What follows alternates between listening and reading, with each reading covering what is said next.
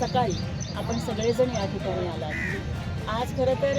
याच ठिकाणी open gym का करावीशी वाटली, कारण कुठेही आपण हे करू शकलो असतो, परंतु मी खासदार झाल्यानंतरचा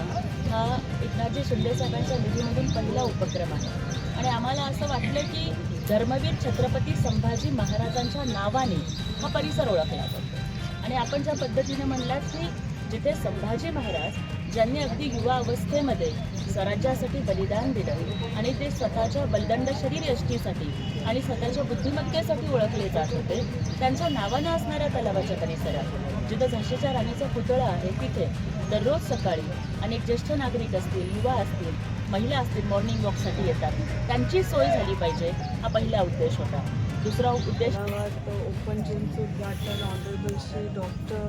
वाघमोरे त्यांच्या हस्ते झालं आणि त्यांच्या निधीतून झालं आणि आपल्या लोकांनी सगळ्यांना मी आव्हान करते की या जिमचं ओपन जिमचं त्यांनी सगळ्यांनी फायदा घ्यावा। एवढं